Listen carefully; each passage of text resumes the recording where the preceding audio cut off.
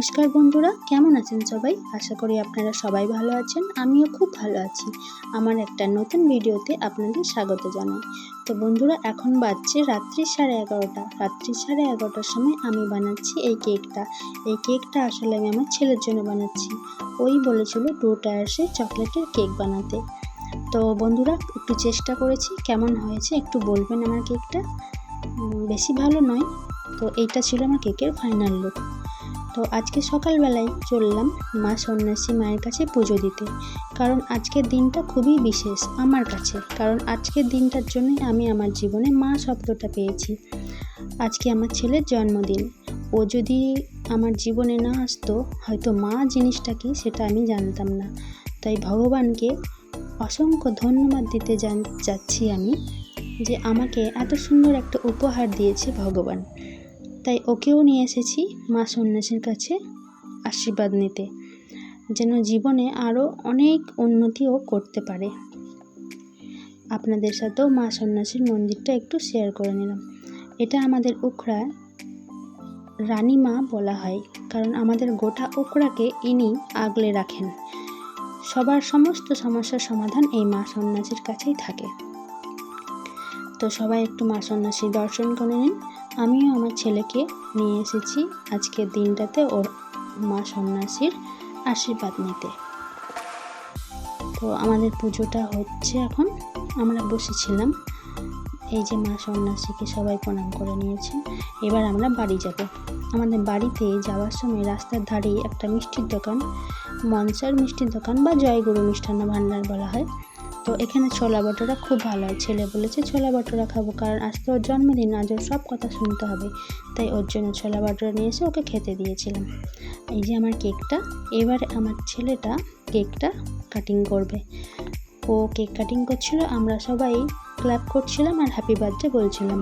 তো বন্ধুরা, আপনারাও সবাই ওকে একটু আশীর্বাদ করবেন, যেন অনেক ভালো মানুষ হতে পারে জীবনে, একটা ভালো মনের মানুষ হতে পারে।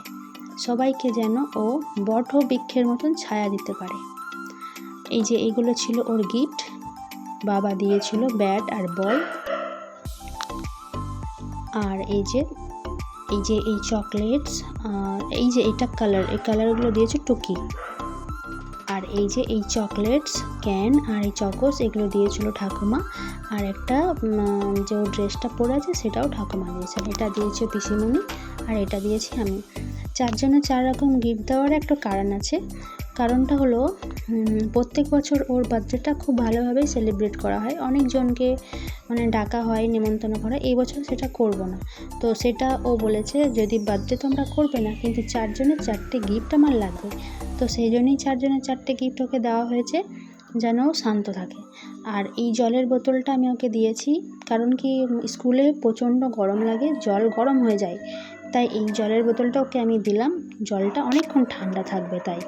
এবার পিসিমণির গিফটটা খুলছে। পিসিমণির গিফটটা এই যে খুলে দেখছে। পিসিমণির গিফটটা খুলে আশা করি খুব খুশি হবে। তো খুলতে পারছিল না, তাই আমি একটু কাঁচি দিয়ে করে দিলাম।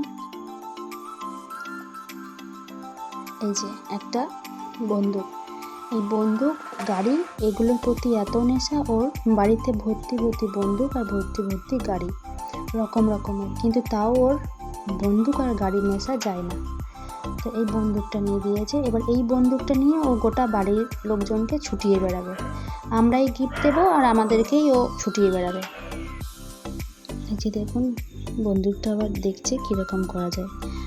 আর এই যে এই গিফটটা ওর টুকি আর মামা পাঠিয়েছে। টুকি অর্থাৎ ওর মামি। মামিকেও ছোটো থেকে টুকি বলে। এই টি শার্ট দুটো, এই ভিডিওটা আমি আগে করে রেখেছিলাম, তখন দেওয়া হয়নি, তাই এর সাথে এটা অ্যাড করে দিলাম, যেহেতু এটাও গিফট। তো ওর বার্থডের জন্য টুকি আর মামা ওর জন্য এই গিফটগুলো পাঠিয়েছে, দুটো টি শার্ট, আর এটা হচ্ছে কালারের সেট।